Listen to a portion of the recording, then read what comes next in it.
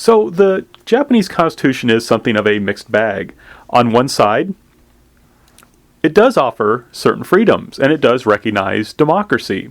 Right? It does have people can vote in it, and the right to religious freedom is recognized. And that's important. You may remember that the Christianity had been persecuted in Japan for a couple centuries, and then under Western pressure, they had stopped persecuting Christians, but they never said Christianity is legal.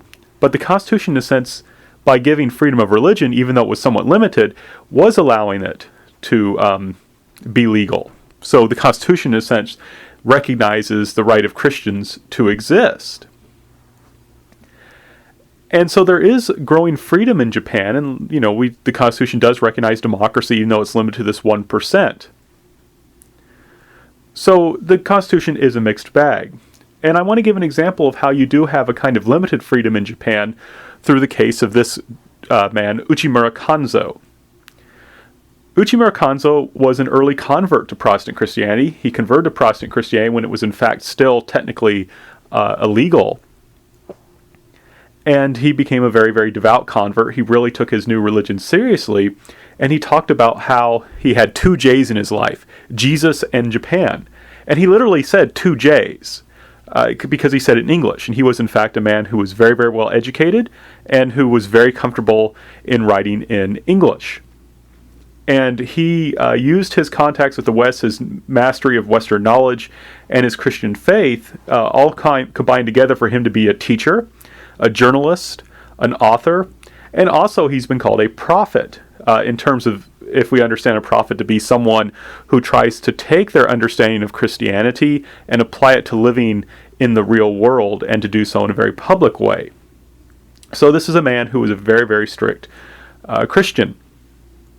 And who tried to apply his faith to the society in which he lived in a very public way. And that's important, right? You couldn't do this.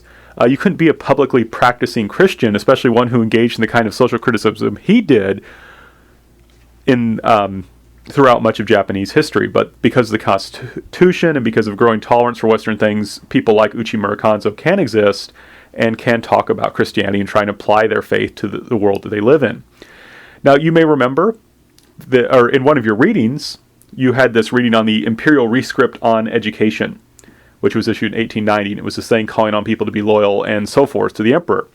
And Uchimura Kanzo, being a believer in both Jesus and Japan, was just fine with being loyal to the emperor.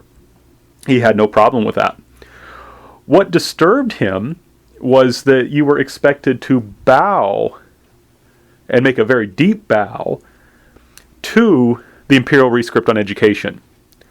And what was really disturbing him, he was expected to do this because he was a public school teacher in 1890. And he was expected to bow down to this Imperial Rescript on Education and show his respect in that way. And he considered that a kind of idolatry. Or he is a devout Protestant Christian. He wants to make sure that he only worships God and not men. And he's concerned that by bowing to this Imperial Rescript on Education, making a very deep bow, that this will be a kind of idolatry. So they had the ceremony and at his public school in 1891, and Uchimura is not quite sure what to do. And what he ends up doing when everyone makes a deep bow, he just nods his head. And he does that because he thinks that's a way that he can show respect without committing an act of idolatry, right? He still respects the emperor. He still respects the ideas that are contained in the Imperial Rescript on Education, but he doesn't want to go so far as to bow deeply to it in a way that may be seen as idolatrous. So he's in kind of a difficult situation. And people notice that he doesn't make the deep bow, that he just nods his head. And he is heavily criticized for this in public. The government doesn't do anything.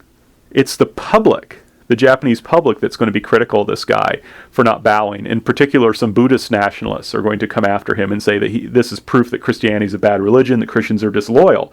And of course, this is completely untrue. Uchimura Kanzo, even though he was a social critic, was very nationalistic and very proud of being Japanese, and at the same time seeing himself as a follower of Jesus. And he does end up resigning from his post as a public school teacher. And if I recall correctly, during this time period, he's going to go without work for a while, and the difficulties will probably lead to the death of his wife. So this is unfortunate for poor Uchimura Kanzo and his wife. He'll still go on writing, and we'll talk about him later on in class. But I do want to, and you can look at this and say, wow, Japan is really still not a free society. But there's two things we have to note. Uchimura was not prosecuted for any crime by the government, right? He wasn't executed. He wasn't thrown in jail. He did this thing. He refused to give the kind of respect the government wanted, but the government didn't take any action against him. So that's the point I want to emphasize. So they were serious about this. The rights they recognized in the Constitution, they were serious about those. They maybe were limited rights, but at this time it was understood that Uchimura Kanzo was in his rights not to bow if he so chose. At the same time, we see that the pressure was brought by the public, by the people.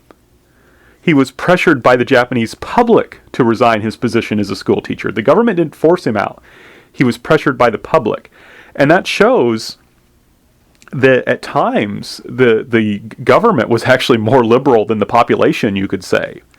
That there was this fear of Christianity, that it would cause disloyalty. And it was not one that was really fanned by the government this time. It was one that was coming from public people. People are working in the public sphere, but who were not working for the government. They were the ones that put the pressure on Uchimura. And that's something that's quite common in Japanese society, is this kind of public pressure on people.